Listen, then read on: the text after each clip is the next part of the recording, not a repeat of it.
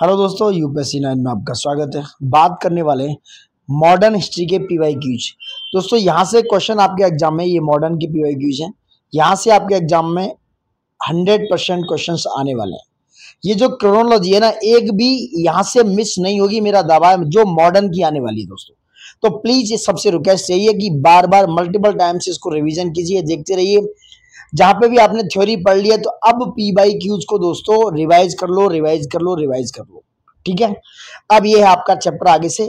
प्रारंभिक जो नागरिक एवं कृषक विद्रोह है, जो अर्ली सिविल अपराइजिंग हुई और फार्मर्स रिवोल्ट हुए, उनकी बात करेंगे।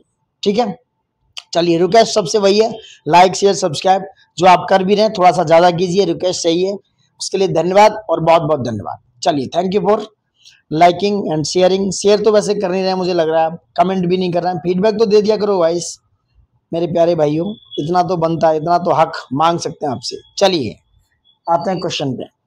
बंगाल में, एक एक क्वेश्चन को याद रखना, बंगाल में कृषक प्रजा पार्टी के नेता कौन थे दोस्तों? ये थे फजलुल हक, ये आपने सुना होगा काफी नाम। 1935 के अधिनियम के द्वारा भारतीयों को प्रांतीय शासन प्रबंध का अधिकार मिल गया, यानी कि उन्हें प्रोविंशियल राइट्स मिल चुके थे। उसके फलस्वरूप अनेक क्षेत्रीय पार्टियों का प्रादुर्भाव हुआ, यानी कि बहुत सारी क्षेत्रीय पार्टियां निकल के आई। और देखो क्वेश्चन का लेवल देख लो कहां से आया है, मतलब ए यूपीपीसीएस के ACF आरोप में आया हुआ है, समझते हैं। तो अनेक क्षेत्रीय पार्टियों का प्रादुर्भाव हुआ पंजाब में दोस्तों। एक अफसर थे जिनका नाम था हुसैन, उन्होंने यूनियनिस्ट पार्टी बनाई, याद रखना हुसैन ने यूनियनिस्ट पार्टी बनाई। और बंगाल में फजलुल हक साहब ने कृषक पाजी पार्टी की स्थापना की। कौन सी? कृषक प्रजा पार्टी। और बंगाल और मध्य प्रांत में अंबेडकर साहब ने बनाई इंडिपेंडेंट लेबर पार्टी। याद रखना, बंगाल और मध्य प्रांत में अंबेडकर साहब की पार्टी थी independent labour party after 1935 act के बाद। नेक्स्ट, रंपा विद्रोह दोस्तों मैचिंग में, अब मैचिंग में नहीं आता है, अब थोड़ा अलग आता है कि भैया इनको क्रोनोलॉजी में लगाओ। तो बस थोड़ा सा चेंज है, इस क्रोनोलॉजी को याद कर लो आप दिल और दिमाग से। किससे? दिल और दिमाग से इसको याद कर लो। चलो बताइए। देखो, बंगाल का नील विद्रोह हुआ 1859 से 60 के बीच। सी पर जहां 3 है उसको कर लो एलिमिनेट, ये दोनों एलिमिनेट हो गई। ठीक है, नेक्स्ट, पाबना किसान विद्रोह। पाबना किसान विद्रोह कहां हुआ दोस्तों? बताइए। रंपा कहां हुआ है? तो रंपा हुआ है आपका, ए इज राइट आंसर। समझ रहे हैं, ए इज योर राइट आंसर। रंपा हुआ है 1879-80 में, बंगाल हुआ 1809 से 60 में, और पाबना किसान विद्रोह गया 1873 से 76 में, और जयंतिया विद्रोह गया 1860 से 63 के बीच में, if I am not wrong. समझ लो, बी इज योर आंसर। 1800 रंपा विद्रोह हुआ कहां पर? 1879-80 में। पाबना हुआ है 1873 से 76, नील विद्रोह हुआ 1859 से 60, जयंतिया विद्रोह 1860 से 63। ये विद्रोह आते हैं गाइस। तो रंपा विद्रोह हुआ आंध्र प्रदेश वाले इलाके में 1879 से 80 के बीच में, 1879 और 80 में। और पाबना हुआ कहां पर? बंगाल में 1873 से 76 में। नील विद्रोह भी बंगाल में हुआ है 59 से 60 में। और जयंतिया विद्रोह हुआ दोस्तों कहां पर? मेघालय में 1860 से 63। अगर इनमें क्रोनोलॉजी में लगाने आ जाए तो पहले हुआ बंगाल का नील विद्रोह, फिर हुआ जयंतिया, उसके बाद पाबना का विद्रोह, उसके बाद रंपा विद्रोह। ऐसा क्वेश्चन आ सकता है ये क्रोनोलॉजी में लगाने को। नेक्स्ट, 1859 में बंगाल में घटित नील विद्रोह के नेता कौन थे? ये थे शिशिर कुमार घोष। जो बंगाल में घटित नील विद्रोह के नेता का नाम क्या था? शिशिर कुमार घोष था 1859 में, याद रखना। बंगाल का नील आंदोलन की शुरुआत सितंबर 1859 में नदिया जिला पड़ता है गोविंदपुर गांव में, बंगाल में। इस आंदोलन के नेतृत्व किया दिगंबर विश्वास और विष्णु विश्वास, 2 भाई थे। उन्होंने, क्या नाम था? दिगंबर विश्वास और विष्णु विश्वास ने दोस्तों। यह आंदोलन शोषण के विरुद्ध किसानों की सीधी लड़ाई थी, यानी कि एक्सप्लोटेशन के अगेंस्ट था, जिसमें यूरोपियन नील जो बागान थे उनके जो मालिक किसानों को नील की खेती करने के लिए बाध्य करते थे, यानी कि जबरदस्ती कराते थे। तो नील उत्पादक मामूली सी रकम अग्रिम देकर किसानों से एक करार लिखवा लेते थे, जो बाजार की कीमत से काफी कम होती थी, और से कहते थे ददनी प्रथा। ये आया हुआ क्वेश्चन है।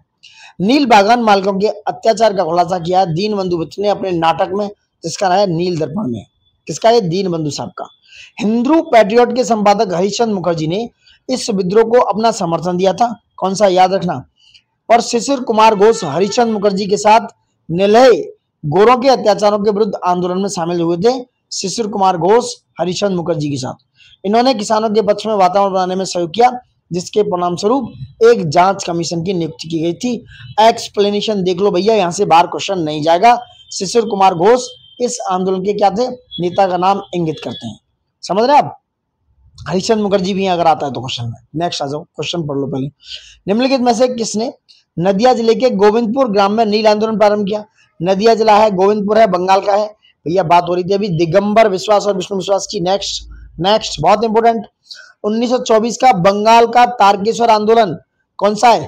तारकेश्वर आंदोलन दोस्तों मंदिरों में भ्रष्टाचार से रिलेटेड था। पीसीएस री एग्जाम 2015 का है। 1924 ईस्वी में बंगाल का तारकेश्वर आंदोलन, इसका संबंध था मंदिरों में व्याप्त भ्रष्टाचार, करप्शन। बंगाल में तारकेश्वर नामक स्थान पर मंदिर के महंत के खिलाफ भ्रष्टाचार के विरुद्ध यह सत्याग्रह तीर्थ यात्रियों द्वारा, जो पिलग्रिम से, उनके द्वारा किया गया। इसका स्वामी था सच्चिदानंद द्वारा गिरफ्तारी देकर विरोध किया गया दोस्तों। नेक्स्ट, देवबंद आंदोलन जो यूपी में हुआ उस समय संयुक्त प्रांत कहलाता था, किस वर्ष प्रारंभ हुआ? ये हुआ 1866 में। ये याद रखना नाम। मोहम्मद कासिम नौनावती, रशीद अहमद गंगोई ने 1866 में उत्तर प्रदेश के देवबंद में इस्लामी मदरसे की स्थापना की और यह आंदोलन मूलतः मुस्लिम संप्रदाय के तहत अंग्रेजी शिक्षा और पाश्चात्य संस्कृति के विरोध में चलाया गया। समझ रहे हैं? ये एक क्या था? रिफॉर्म आंदोलन था। बिजौलिया आंदोलन किससे संबंधित है?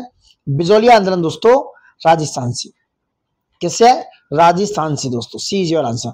यह राजस्थान के बिजौलिया क्षेत्र में था। मेवाड़ के बिजौलिया के जागीरदार किसानों ने 84 प्रकार के लगान वसूल करते थे, जो बिजौलिया के जागीरदार थे।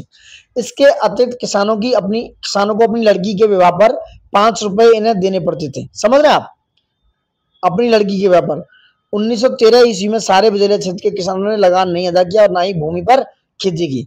इस आंदोलन के प्रारंभिक नेता थे चारण और ब्रह्मदेव। कौन सा है? बिजौलिया का तारिक। कौन सा? बिजौलिया क्षेत्र का बिजौलिया आंदोलन जो राजस्थान में 1913 में। समझ रहे हैं आप? 1921 का मोपला विद्रोह कहाँ है? मालाबार में हुआ। मोपला विद्रोह केरल के मालाबार क्षेत्र का है। 1921 में 2 बार आया हुआ क्वेश्चन है। 1921 में हुआ। यहाँ पर काश्तकार अधिकतर बटाईदार जो थे मुसलमान थे और जमींदार यानी कि लैंडलॉर्ड अधिकतर हिंदू थे। आंदोलन जमींदारों के शोषण के खिलाफ हुआ। यह विद्रोह अत्यंत हिंसक हो गया था, जिसके कारण कांग्रेस ने इससे दूरी बना ली और एक खिलाफत आंदोलन का बेस भी था यहाँ से दोस्तों मोपला विद्रोह। 1814 से 17 की अवधि में किस क्षेत्र के तालुकदारों ने अंग्रेजी शासन के विरुद्ध विद्रोह कर दिया? ये था अलीगढ़। अलीगढ़ के तालुकदारों ने दोस्तों 1814 से 17 ईस्वी की अवधि में अलीगढ़ के तालुकदारों ने अंग्रेजी शासन के विरुद्ध विद्रोह कर दिया। वस्तुतः ब्रिटिश शासन के बढ़ते नियंत्रण के कारण तालुकदारों की जमींदारी छीन जा रही थी और उनकी हैसियत कमी आ रही थी। इस स्थिति में अलीगढ़ के तालुकदारों ने 1814 से 17 ईस्वी में क्या कर दिया? अंग्रेजी शासन के विरुद्ध विद्रोह कर दिया। ये थे दोस्तों विद्रोह। अब आते हैं नेक्स्ट इंपोर्टेंट सामाजिक एवं धार्मिक सुधार आंदोलन पे, यानी कि social and religious reform movements पे। इंपोर्टेंट क्वेश्चन है, यहाँ से कम 2 से 3 क्वेश्चन बनने के पूरे चांस होते हैं। मिस ना ही करें तो बेहतर है, कर भी लेंगे तो आपकी मर्जी भैया, आपके ऊपर है। चलो आते हैं 1809 में राजा राम मोहन राय ने अपनी प्रसिद्ध पुस्तक, क्या नाम था? गिफ्ट टू मोनोथिस्ट, निम्नलिखित में से किस भाषा में लिखी? फारसी में। राजा राम मोहन राय दोस्तों 1809 में प्रसिद्ध पुस्तक थी गिफ्ट टू मोनोथिस्ट, एकेश्वरवादी को उपहार। ये था एकेश्वरवादियों को उपहार, फारसी भाषा में लिखी। इन्होंने 1815 में आत्मीय सभा और 1828 में ब्रह्म सभा की स्थापना की। विशेष याद रखना। और अकबर सेकंड ने राजा राम मोहन राय को नाम उपाधि दी राजा की, और इन्होंने ही अपनी पेंशन के मामले में कहाँ भेजा? इनको ब्रिटेन, अंग्रेज भेजा। वहीं पर इनकी समाधि है ब्रिस्टल में। थियोसॉफिकल सोसाइटी के अनुयायी किस भारतीय दर्शन में विश्वास करते थे? बहुत बेहतरीन क्वेश्चन है। तो थियोसॉफिकल सोसाइटी जिसकी हेड कौन थी? वो थी आप हमारी एनी बेसेंट। तो किस में विश्वास करती थी? सांख्य दर्शन में। याद रखना, बहुत इंपोर्टेंट है ये। थियोसॉफिकल सोसाइटी की स्थापना मैडम ब्लावाटस्की ने की और कर्नल अल्कॉट ने कब की? 1875 में। कहां पर की? न्यूयॉर्क में। इसका प्रचार प्रसार एनी बेसेंट ने किया, भारत में। थियोसॉफिकल सोसाइटी के अनुयायी सांख्य दर्शन में बिलीव करते थे। इस सोसाइटी के अनुसार चिंतन, मनन, प्रार्थना एवं श्रवण के माध्यम से ईश्वर एवं व्यक्ति के अंतःकरण के मध्य एक विशिष्ट संबंध की स्थापना की जा सकती है। इस सोसाइटी के पुनर्जन्म एवं कर्म जैसी हिंदू मान्यताओं को स्वीकार किया गया। उपनिषद, सांख्य, योग एवं वेदांत दर्शनों से प्रेरणा ग्रहण की इस थियोसॉफिकल सोसाइटी ने 1875 में। निम्नलिखित समाज सुधारकों को उनके जन्म तिथि के काल क्रम के अनुसार व्यवस्थित करना है। देखो कौन पहले आया कौन बाद में, दोस्तों कितनी इंपोर्टेंट है। थोड़ा टफ है, जरूर टफ है। सबसे पहले बात करेंगे देवेंद्र नाथ टैगोर की, ये थोड़े पुराने हैं तो नंबर 2 हो गया। उसके बाद फिर दयानंद सरस्वती, उसके बाद गोविंद रानडे और बाबा राघवदास लास्ट में। अब इनका देख लो दोस्तों, क्वेश्चन थोड़ा टफ है, छोड़ने वाला भी था, आंसर हो गया 2134, क्योंकि हर किसी की इतनी थ्योरी याद नहीं की जा सकती है। तो दयानंद सरस्वती 1824 में, देवेंद्रनाथ टैगोर 1817 में, महादेव गोविंद ने 1842, बाबा राघवदास 1896 और रविन्द्रनाथ टैगोर 1861 में दोस्तों। ये देवेंद्रनाथ टैगोर के बेटे थे रविन्द्रनाथ टैगोर दोस्तों। नेक्स्ट आ जाओ, Mohammedan Anglo Indian oriental college जिसकी स्थापना अलीगढ़ में की गई थी, कब? 1875 में। किसने की? ये अलीगढ़ मुस्लिम विश्वविद्यालय रखा गया, सर सैयद अहमद खान है। इस कॉलेज के प्रथम चांसलर थे थियोडोर बैक, ये आंसर आया है। तो Mohammedan Anglo oriental college Aligarh में 1875 में इसके जो चांसलर थे थियोडोर बैक थे दोस्तों। कौन सा एक सही सुमेलित है? भारतीय ब्रह्म समाज, भारतीय ब्रह्म समाज चेंज हो चुका था, तो केशव चंद्र सेन है इसके। तत्वबोधिनी सभा, इसके कौन है? देवेंद्रनाथ टैगोर। सत्य शोधक समाज के ज्योतिबा फुले 1873 और society the servants of India society के Gopal Krishna Gokhale 1965। D is your answer. तो भारतीय ब्रह्म समाज दोस्तों 1865 में, ये भारतीय ब्रह्म समाज से दो समाज निकले, एक आदि ब्रह्म समाज और एक भारतीय ब्रह्म समाज। तो भारतीय ब्रह्म समाज को बनाया किसने? केशव चंद्र सेन ने। तत्वबोधिनी सभा बनाई 1839 में देवेंद्रनाथ टैगोर ने, और सत्य शोधक समाज 1873 में ज्योतिबा फुले ने दोस्तों।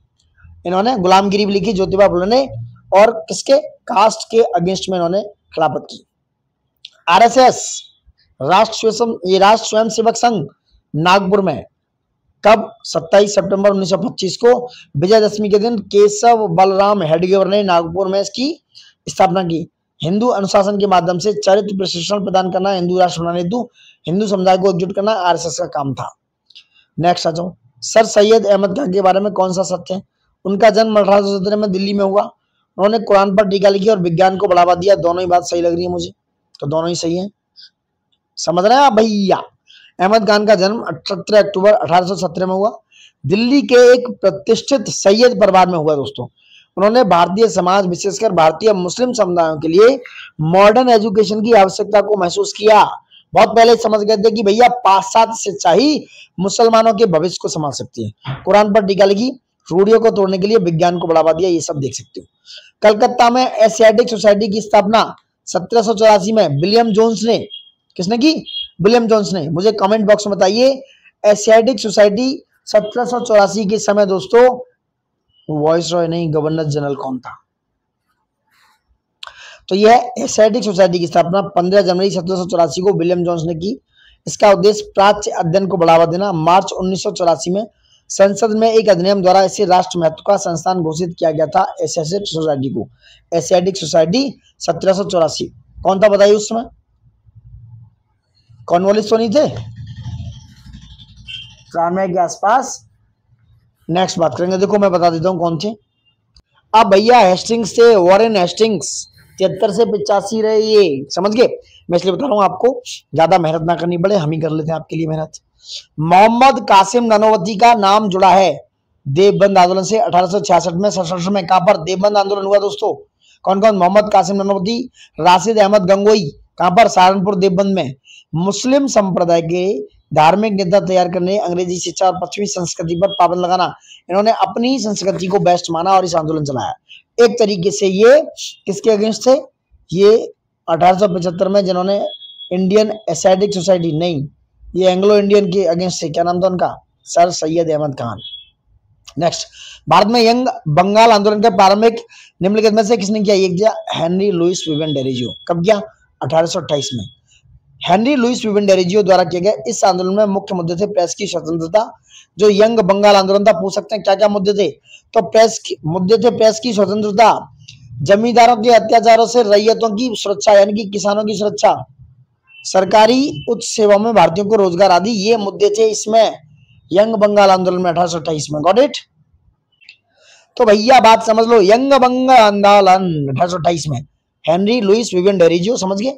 मुख्य मुद्दे थे प्रेस की स्वतंत्रता। देखो भाई प्रेस स्वतंत्रता है आजकल? नहीं, इस समय तो भैया मुझे लग रहा है गोदी मीडिया चल रहा है, ठीक है। तो अभी प्रेस को स्वतंत्रता दिखानी चाहिए अपनी। चलो, जमींदारों के अत्याचार से रैयतों को सुरक्षा, इसका काम था। सेवाओं में भारतीयों की रोजगार देना, ये भी काम था। निम्नलिखित में से कौन सा सही सुमेलित नहीं है? यंग बंगाल आंदोलन देखा हेनरी विवियन डेरिजियो 1828 में। बहिष्कृत हितकर्णी सभा ये हमारी है क्या? नहीं भैया, ये है भीमराव अम्बेडकर साहब। ज्योतिबा फुले नहीं। Theosophical society colonel Olcott, Indian united Indian patriot united Indian patriotic association है सर सैयद अहमद खान की। तो बहिष्करण हितकानी सभा यह भीमराव अंबेडकर साहब की। ज्योतिबा फुले ने लिखी 1873 में गुलामगिरी, और एक बुक थी इनकी गुलामगिरी। और इनका संगठन का क्या नाम था? इनके संगठन का नाम था, क्या नाम था? सत्य शोधक समाज। तो यंग बंगाल आंदोलन हेनरी बिबिन डेरिजियो 1828, बहिष्करण हितकानी सभा 1827 में शायद डॉक्टर भीमराव अम्बेडकर साहब, थियोसॉफिकल सोसाइटी कर्नल अलकॉट, और united Indian patriotic association sir Syed Ahmed Khan, और ज्योतिबा फुले ने लिखा सत्य शोधक समाज 1873 में। ईश्वर के बारे में सोचने के लिए मेरे पास वक्त नहीं है बाबा, क्योंकि अभी इस धरती पर बहुत काम किया जाना बाकी है। किसका कथन है? शेर सिंह राणा, स्वामी ईश्वरचंद विद्यासागर जी का, the great man of India. Ishwarchand Vidyasagar 19वीं शताब्दी के बंगाल के प्रसिद्ध दार्शनिक, फिलोसफर थे, शिक्षाविद थे, समाज सुधारक थे, लेखक एवं परोपकारी व्यक्ति थे। इनके बचपन का नाम ईश्वरचंद बंदोपाध्याय था। संस्कृत भाषा और दर्शन में विद्वान होने के कारण इन्हें विद्यासागर यानी कि विद्या का महासागर, ओशियन प्रदानी इनको उपाधि दी गई थी। इन्होंने विधवा पुनर्विवाह 1856 में विलियम बेंटिक के समय ईश्वर के बारे में सोचने के लिए मेरे पास वक्त नहीं है, यह कथन ईश्वरचंद विद्यासागर जी का है। बहुत बहुत बेहतरीन क्वेश्चन है, मिस मत करना। नीचे दिए गए कथन और कारण। आर्य समाज आंदोलन ने हिंदुओं में आत्मविश्वास और आत्मनिर्भरता प्रदान की, क्योंकि आर्य समाज आंदोलन ने श्वेत जाति के श्रेष्ठता में विशेषों की विश्वास की जड़ों को कमजोर किया। ऐसा कोई खास एक्सप्लेनेशन नहीं है, तो आपका है बी। ये एक्सप्लेनेशन यानी एक दूसरे को जस्टिफाई नहीं करना, ये बात तो सही है। आर्य समाज की स्थापना 1875 में स्वामी दयानंद सरस्वती ने बंबई में की। आर्य समाज ने हिंदुओं में आत्मविश्वास और आत्मनिर्भरता प्रदान किया। आर्य समाज आंदोलन श्वेत जाति की श्रेष्ठता में विश्वास की जड़ों को कमजोर किया, अतः ए आर दोनों सही है, पर भरपूर एक्सप्लेनेशन की बात नहीं है, ये बात तो सही थी। निम्नलिखित में से किस आंदोलन को राष्ट्रीय स्वतंत्रता का मुस्लिम युद्ध के रूप में माना जाता है दोस्तों? कौन सा है? खिलाफत आंदोलन? नहीं, वहाबी। बहुत इंपोर्टेंट है, राष्ट्र स्वतंत्रता का मुस्लिम युद्ध के रूप में माना जाता है वहाबी आंदोलन। भारत में वहाबी आंदोलन के प्रवर्तक थे रायबरेली के सैयद अहमद रायबरेली के। यह मूलतः मुस्लिम पुनरुत्थानवादी आंदोलन था। वहाबी आंदोलन का उद्देश्य भारत के काफिरों का देश यानी कि दारुल उल हर्ब को मुसलमानों का देश यानी कि दारुल इस्लाम में बदलना था, इस वहाबी आंदोलन का उद्देश्य। इसे राष्ट्रीय स्वतंत्रता का मुस्लिम युद्ध भी कहा जाता है वहाबी आंदोलन को। इस आंदोलन के बारे में कहा गया कि यह 1857 के विद्रोह की तुलना में कहीं अधिक नियोजित, संगठित और संगठित था और सुसंगठित था। यह लगभग 1828 ईस्वी से प्रारंभ होकर 1888 ईस्वी तक चला। ठीक है, कौन सा? वहाबी आंदोलन।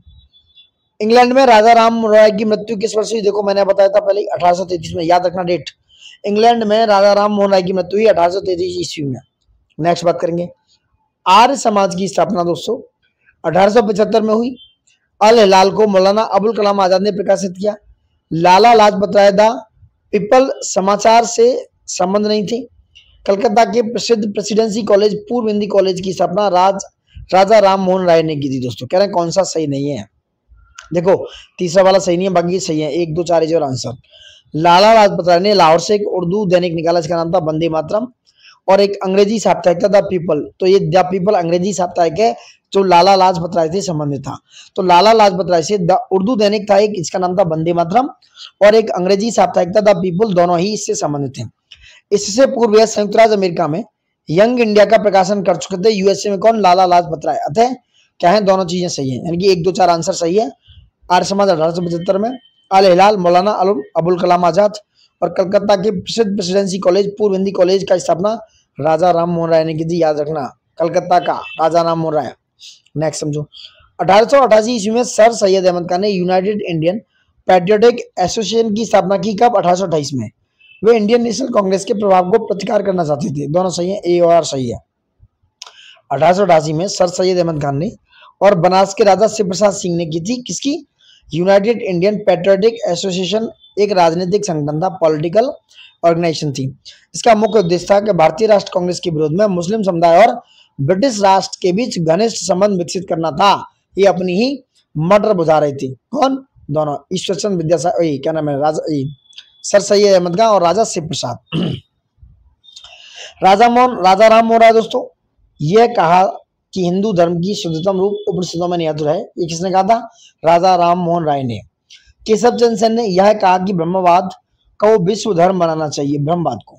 दयानंद सरस्वती ने कहा था हिंदू धर्म की पहचान वेदों में स्थापित संस्थापित धर्म से है। रामकृष्ण परमहंस ने कहा था, इस पर जोर दिया कि ईश्वर तक पहुंचने के लिए कई मार्ग हो सकते हैं। इन चारों का याद रखना, बार बार रिवाइज कर लो इनको। समझ रहे हैं? तो आप समझ सकते हो। राजा राम मोहन राय के आधुनिक भारत का जन्मदाता कहते हैं। 1828 में ब्रह्म समाज की स्थापना की और कहा कि हिंदू धर्म का शुद्धतम रूप उपनिषदों में निहित है। केशव चंद्र सेन ने 1865 में आदि ब्रह्मा समाज की, जो 1828 में ये ब्रह्म समाज था, इसी से निकल कर आया ये आदि ब्रह्मा समाज, और ब्रह्मवाद को विश्व धर्म बनाने का आह्वान किया। दयानंद सरस्वती ने 1875 ईस्वी में आर्य समाज की स्थापना की। वे शुद्ध वैदिक परंपरा में विश्वास करते थे। उन्होंने पुनः वेदों की ओर चलो और हिंदुओं के लिए भारत का नारा दिया, और उन्होंने सत्यार्थ प्रकाश हिंदी में ये नामक हिंदी में पुस्तक लिखी, जिसे आर्य समाज का बाइबल कहते हैं। किसको? सत्यार्थ प्रकाश को। रामकृष्ण परमहंस ने इस पर जोर दिया कि ईश्वर तक पहुंचने के कई मार्ग हो सकते हैं, आपको कौन सा चुनना है आपके ऊपर डिपेंड करता है। राजा राम मोहन राय ने आत्मीय सभा 1814 में, देवेंद्रनाथ टैगोर ने तत्वबोधिनी सभा, उसके बाद विवेकानंद ने प्रार्थना समाज, कौन सा? प्रार्थना समाज। आत्माराम पांडुरंग ने, दोस्तों समझ रहे हैं आप, विवेकानंद ने कौन सा? नहीं, विवेकानंद गलत हो गया, ये प्रार्थना समाज तो इनसे था। विवेकानंद ने रामकृष्ण परमहंस और आत्माराम पांडुरंग ने प्रार्थना समाज। क्या बात है।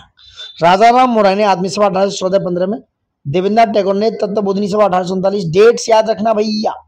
स्वामी विवेकानंद ने रामकृष्ण मिशन 1897 में, आत्माराम पांडुरंग ने प्रार्थना समाज 1867। ज्योतिबा फुले ने सत्य शोधक समाज 1873 में, और कर्नल अलकॉट ने थियोसॉफिकल सोसाइटी 1875 में संगठित की। मिस मत करना, यहां से क्वेश्चन आने के चांस है। नेक्स्ट आ जाओ। और भी है भैया, और भी, ये बहुत इंपोर्टेंट है।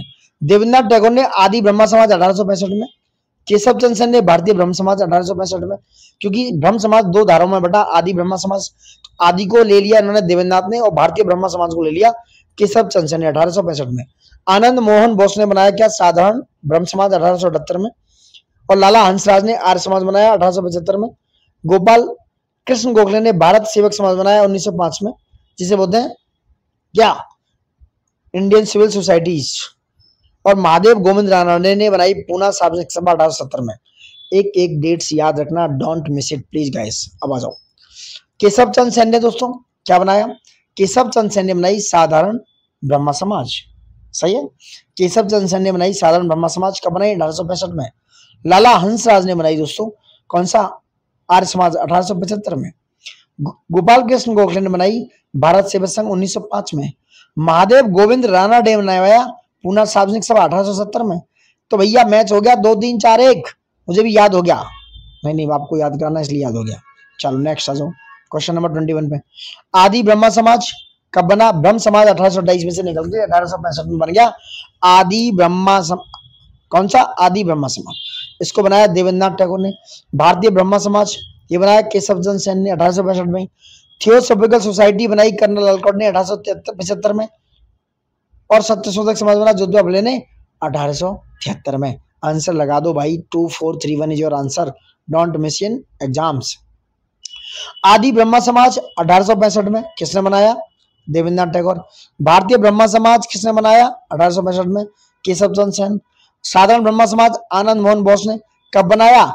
साधारण वाला यहाँ देख लो एक बार, मिस मत करना। साधारण ब्रह्मा समाज बनाया आनंद मोहन बोस ने 1878 में। आंसर हुआ 1 और 3 राइट आंसर। 1 और 3 मैचिंग में कौन कौन सा?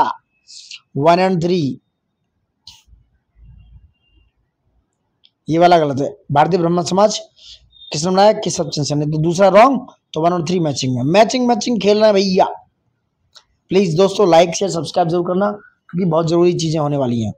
सुधार आंदोलन और संस्थापक की बात करेंगे, क्या है। अब आ जाओ, अहमदिया आंदोलन कब बना? अहमदिया आंदोलन देखो भैया कब बना। ये बना, मतलब इसका संस्थापक कौन था? अहमदिया आंदोलन, अहमदिया याद रखो कौन है? वली उल्लाह दोस्तों, वली उल्लाह और उनके द्वारा बनाए गए दोस्तों नियम धर्म थे। तो ये कौन है? वली उल्लाह अहमदिया आंदोलन से। देवबंद आंदोलन से शिबली नोमानी मोस्ट इंपोर्टेंट, और ये 1866 में। कहां पर? सहारनपुर में। नदवत अल उलेमा आंदोलन मोहम्मद कासिम नानावती, ये एक हिस्से नदवत अल उलेमा आंदोलन से। और अहल ए हदीस आंदोलन मिर्जा गुलाम मिर्जा गुलाम अहमद कादियानी, यानी कि आंसर है इसका 4 3 2 1। तो अहमदिया आंदोलन कब बना दोस्तों? मिर्जा गुलाम अहमद के द्वारा। अहमदिया आंदोलन के संस्थापक कौन थे? ये थे अहमदिया आंदोलन के संस्थापक मिर्जा गुलाम अहमद, समझ रहे हैं? तो वलीउल्लाह इनसे रिलेटेड थे। कौन थे? तो ये गलत हो गया, ठीक है, समझ गया आप? तो ये मैच करना है आपको। तो अहमदिया आंदोलन हो गया मिर्जा गुलाम अहमद कादियानी, ठीक, मैच करना है। देवबंद से हो गए मोहम्मद कासिम नानावती। और नवादुत उल उलेमा आंदोलन, डेट्स और बता देता हूं मैं आपको डेट्स। ये हो गया आपका शिबली नुमानी इससे, और अहल ए हदीस आंदोलन हो गया वलीउल्लाह से। कंफ्यूज नहीं होना है आपको, कंफ्यूज नहीं होना है, क्योंकि गलत नहीं मैच, क्योंकि स्टार्टिंग में गलत ही होता। तो आंसर हो गया 4 3 2 1। अहमदिया आंदोलन हो गया मिर्जा गुलाम अहमद कादियानी से। देवबंद हो गया मोहम्मद कासिम नानावती 1866, कहां से? सहारनपुर। नदवत उल उलेमा आंदोलन शिबली नुमानी, और अहले हदीस आंदोलन हो गया वलीउल्लाह। तो अहमदिया आंदोलन कब हुआ? अहमदिया आंदोलन की डेट है दोस्तों, बात करने वाले हैं कब डेट, इसकी डेट है भैया 1889, याद रखना। अहमदिया आंदोलन 88-89 में शुरू किया गया था। अब आ जाओ नेक्स्ट। आर्य समाज की स्थापना कहाँ हुई? मुंबई में 1875 में। आर्य समाज की स्थापना 1875 में मुंबई में। आर्य महिला समाज की स्थापना हुई पुणे में, आर्य महिला समाज। और मोहम्मडन लिटरेरी सोसाइटी कहां पर थी? कोलकाता में। और वेद समाज की चेन्नई में। ये इनके क्या है, क्या है? स्थान है दोस्तों। आर्य समाज 1875 मुंबई में, ठीक है, 1875 में बॉम्बे में। आर्य महिला समाज को बताएंगे पुणे में। और ये कब हुई आर्य महिला समाज? आर्य महिला समाज की स्थापना पुणे में हुई दोस्तों। किसने की? 30 नवंबर 1882 को पंडित रमाबाई सरस्वती। 30 नवंबर 1882, याद रखना, 1882 में। मोहम्मडन लिटरेरी सोसाइटी कोलकाता में, इसकी बात करेंगे 1875 के आसपास है।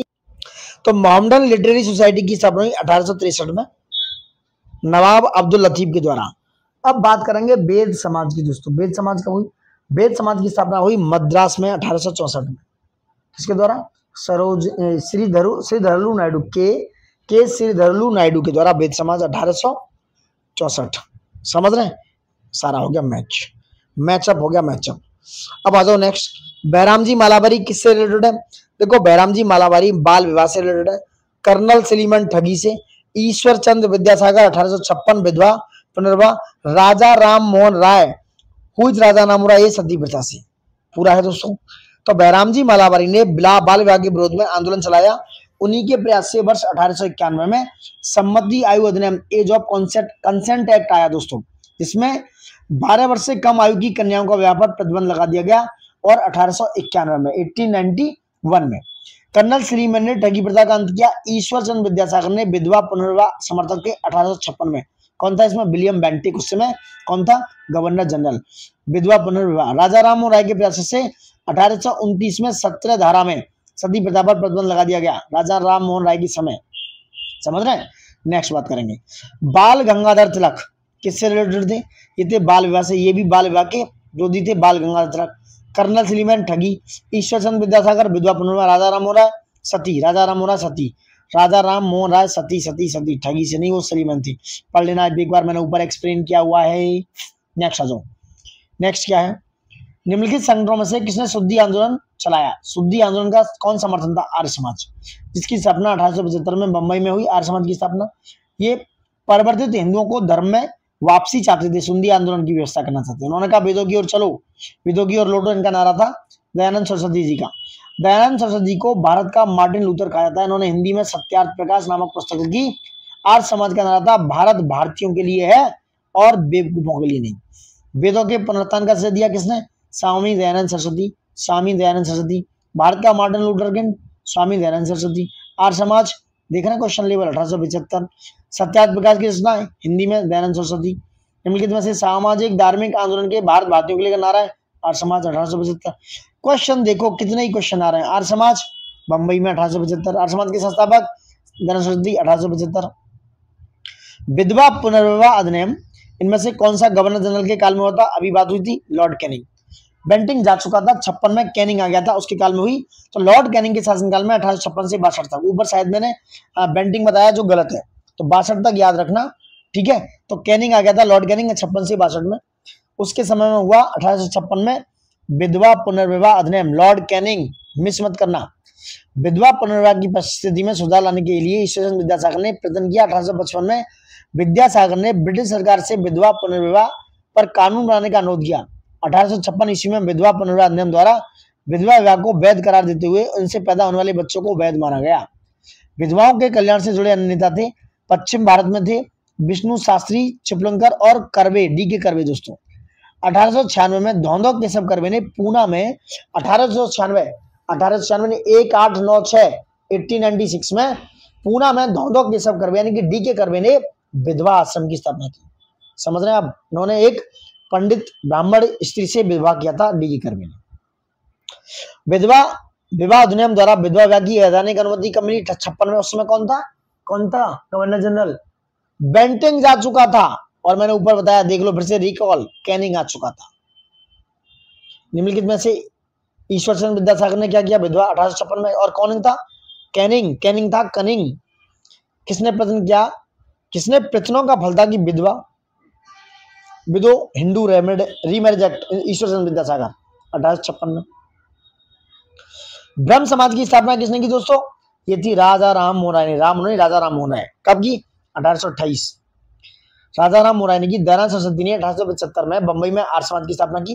केशव चंद्र सेन ने ब्रह्म समाज के कुशल नेता थे और उन्होंने इन्हीं की प्रेरणा से 1867 ईस्वी में प्रार्थना समाज की स्थापना की। स्वामी विवेकानंद ने रामकृष्ण मठ और रामकृष्ण मिशन की स्थापना 1897 में की।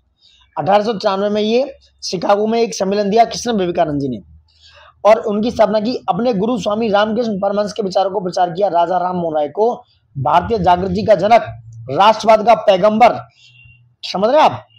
इनको ब्रह्म समाज का एक ईश्वरवाद पर आधारित था इनका ब्रह्म समाज। इन्होंने बाल विवाह, सती प्रथा, विधवा विवाह जैसी कुरीतियों का विरोध किया। इनके प्रयासों से विलियम बेंटिंग जो था, उसके रेगुलेशन एक्ट 17 में 1829 के तहत 1829 में सती प्रथा पर पाबंदी लगा दी गई। इन्होंने अकबर द्वितीय द्वारा राजा की उपाधि दी गई थी कि इनकी पेंशन के लिए वो विदेश गए थे, और 1833 में इनकी इंग्लैंड में मृत्यु हो गई। 33 में, याद रखना 1833, डेट याद रखो, मिस मत करना। सती प्रथा का उन्मूलन राजा राम मोहन राय ने। सती प्रथा का अवैधनिक घोषित किया गया। रेगुलेशन एक्ट 17, 10, 5, 15 2 मिला के होते हैं 17, इसलिए हो गया 17। राजा राम और राय को राजा की उपाधि दी अकबर सेकंड ने। नेक्स्ट बात करेंगे, ब्रह्म समाज किस सिद्धांत पर आधारित है? मोनोथिज्म, एक ईश्वरवाद पर। एक ही ईश्वर की पूजा करते हैं, मूर्ति पूजा का विरोध करते हैं। लेकिन आज भी मूर्ति पूजा पिछले 250-300 साल बाद भी लागू है। निम्नलिखित महापुरुषों में से कौन भारतीय जागृति के जनक? राजा राम मोहन राय। किसका विरोध नहीं किया? राजा राम मोहन राय ने निम्नलिखित में से किसका विरोध नहीं किया? बाल विवाह का किया, सती प्रथा का, विधवा, जो कुरीतियां थी सबका किया। वो चाहते थे कि भाई पाश्चात्य शिक्षा अंग्रेजी आए, जिससे इंडियंस का थोड़ा सा वैज्ञानिक मनोदृष्टि बदले। भारतीय राष्ट्रवाद का पैगंबर राजा राम मोहन राय को, राजा राम मोहन राय द्वारा स्थापित प्रथम संस्था थी, ये थी कौन सी? आत्मीय सभा, 1814 में, 1814 या 15 में। पढ़ लेना एक बार पूरा। नव जागरण के अग्रदूत, सुधार आंदोलन के प्रवर्तक, आधुनिक भारत के पिता, नव प्रभात के तारा राजा राम मोहन राय का जन्म बंगाल के एक ब्राह्मण परिवार में हुआ। 15 वर्ष की अवस्था में इनको एक लेख प्रकाशित हुआ जिनमें मूर्ति पूजा की आलोचना की गई। सोचो 15 अवस्था में, यहाँ लोग तो सोशल मीडिया पे सोशल हो रहे हैं। तो राजा राम मोहन राय बहुभाषाविद थे। इन्होंने अरबी सीखी, फारसी सीखी, संस्कृति का अध्ययन किया, उपनिषदों का संस्कृत बांग्ला में अनुवाद किया, पूछ सकता है फारसी में निबंध लिखे। इसके अतिरिक्त इन्होंने अंग्रेजी, French, Greek, Latin, German, Hebrew सारी भाषाएं सीख ली। भैया आदमी थे अफलातून। इनका पहला ग्रंथ फारसी भाषा में था तुफात उल मुआद्दीन। क्या था? फारसी भाषा में इनका ग्रंथ था तुहफात उल मुआद्दीन, 1809 में प्रकाशित हुआ, जिसमें उन्होंने मूर्ति पूजा का विरोध किया। पूछ सकते हैं कौन सा ग्रंथ था? तो ये था तुहफात उल मुआद्दीन, 1809 में। इसमें मूर्ति पूजा का विरोध किया, एक ईश्वरवाद को सभी धर्मों का मूल बताया। 1815 में ईस्वी में इन्होंने आत्मीय सभा का गठन किया। 1823 ईस्वी में इन्होंने कलकत्ता यूनिटेरियन कमेटी, बहुत इंपोर्टेंट है, 1823 में कलकत्ता यूनिटेरियन कमेटी की स्थापना की। किसने? भाई साहब ने, राजा राम मोहन साहब ने। 1828 में इन्होंने ब्रह्म समाज की स्थापना की। इन्होंने भारत की आजादी के लिए संवैधानिक आंदोलन को अपनाया। इनके द्वारा the precepts of Jesus, the guide to peace and happiness, याद रखना, the guide to peace and happiness ग्रंथ का संकलन किया। इनकी मृत्यु इंग्लैंड में 27 सितंबर 1833 ईस्वी को हो गई। बहुत दुखद घटना थी दोस्तों उस दिन। नेक्स्ट बात करते हैं, भारत में देखो कितना इनको रिपीटेड क्वेश्चन देख रहे हो आप, लेवल देखो रिपीटेशन का क्या है। भारत में पुनर्जागरण आंदोलन का अग्रणी दूत राजा राम मोहन राय। राजा राम मोहन राय निम्नलिखित में से किस ग्रंथ के लेखक थे? ये था थुपात उल मुहाद्दीन। क्या था? थुपात उल मुहाद्दीन। और कब लिखा? 1809 में। और इसी में इन्होंने, मैं एक बार फिर रिवाइज करा देता हूँ, 1809 में दोस्तों, ये इतना कुछ हो गया चीर बिलाऊ, इसको मिटा दूं जिगजैग को, फिर आपसे मोहब्बत कराएंगे।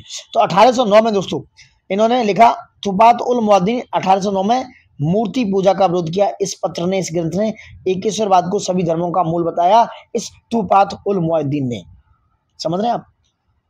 कितनी बार आया देखो ये क्वेश्चन। थुपात उल मुहाद्दीन क्या था? 1809 में राजा राम मोहन राय के द्वारा लिखा गया मूर्ति पूजा के विरुद्ध पहला लेख था और एकेश्वरवाद को ये सपोर्ट करता था, मोनोथीज्म को। निम्नलिखित में से कौन नव दिन का प्रातः का तारा कहते थे? भाई राजा राम मोहन राय लगा दो आंख बंद करके। कलकत्ता यूनिटेरियन सोसाइटी की स्थापना, कलकत्ता यूनिटेरियन सोसाइटी की स्थापना 1823 में, 23 में 1823 किसने? राजा राम मोहन राय। इंपोर्टेंट क्वेश्चन है, आ रहा है आपके एग्जाम में।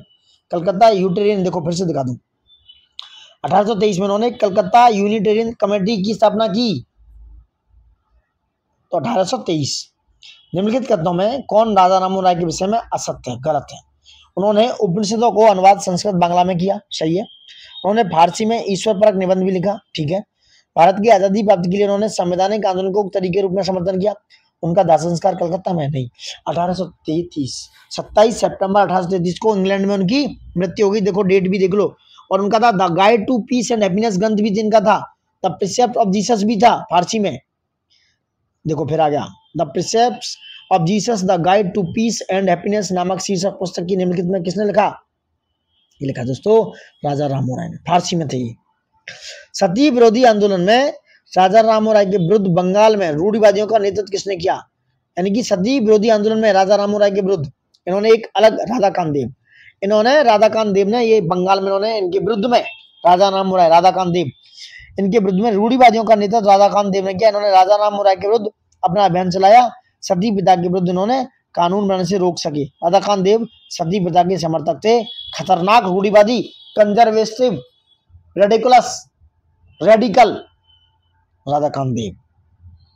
निम्नलिखित में से किस समाज सुधारक ने 1826 में जूरी अधिनियम का घोर विरोध किया? कौन थे? ये थे राजा राम मोहन राय। जूरी अधिनियम क्या था इसके बारे में बात करेंगे। 1826 में जूरी अधिनियम का विरोध समाज सुधारक राजा साहब ने किया। 16 वर्ष की आयु में इनकी आस्था मूर्ति पूजा में नहीं रही और इन्होंने फारसी में थुपात उल मुहाद्दीन नामक पुस्तक लिखी, फारसी में, जिसमें मूर्ति पूजा का खंडन और एकेश्वरवाद की प्रशंसा थी। उन्होंने 1815 में आत्मीय सभा की स्थापना की, जिसका उद्देश्य हिंदू समाज की बुराइयां दूर करना, ईसाइयत, इंसानियत के प्रभाव को रोकना, नहीं ईसाइयत, ईसाई जो क्रिश्चियनरी मिशनरी थे उसको ईसाई नहीं बने लोग, रोकना एवं सब धर्मों में आपसी एकता स्थापित करना इनका काम था। नेक्स्ट, किसने 1873 में सत्य शोधक समाज की स्थापना की? दोस्तों ये थी ज्योतिबा फुले ने, 1873 में सत्य शोधक समाज। इसका, इस संगठन का महाराष्ट्र में ज्योतिबा फुले ने 1873 में संस्थापना की इसकी, संगठन की। इस संगठन के संस्थापना ज्योतिबा फुले निम्न जातियों के कल्याण के लिए किया, पाखंडी एवं स्वार्थी ब्राह्मणों से उन्हें सुरक्षा दिलाने के लिए किया। ज्योतिबा फुले ने गुलामगिरी नामक पुस्तक लिखी। ज्योतिबा फुले की स्त्री शिक्षा के प्रबल समर्थक थे। उन्होंने अपनी पत्नी सावित्री बाई के सहयोग से बालिका शिक्षा हेतु वर्ष 1848 में, बहुत इंपोर्टेंट है, पूना में विद्यालय स्थापित किया। कब? 1848 में। एक पिक्चर भी बनी है इन पर, प्रतीक गांधी ने बनाई है, बहुत ही बेहतरीन कंटेंट है भैया, उसमें देख लो। उन्होंने एक प्रसूति गृह भी स्थापित किया। भारत में नारी आंदोलन ज्योतिबा फुले की प्रेरणा से प्रारंभ हुआ, नारी आंदोलन। समझ रहे हैं आप? अपनी पत्नी को उन्होंने पढ़ाया भाई ज्योतिबा फुले साहब ने, बहुत ही बेहतरीन आदमी थे मेरी तरह। ज्योतिबा फुले किससे संबंधित थे? ये थे जाति विरोधी आंदोलन थे दोस्तों। निम्नलिखित में से कौन सा कथन महात्मा ज्योतिबा फुले के विषय में सत्य नहीं है? कौन सा नहीं है? वो दलित जाति के प्रथम जननेता थे, ये सत्य नहीं है। फुले ने बुद्ध और कबीर के क्रांतिकारी विचारों को अपने में समन्वित किया। उन्होंने छुआछूत को हिंदू धर्म पर कलंक के रूप में माना। उन्होंने एक पुस्तक लिखी जिसका शीर्षक था दास्ता। समझ रहे हैं? ये बेहतरीन क्वेश्चन है उनके दोस्तों।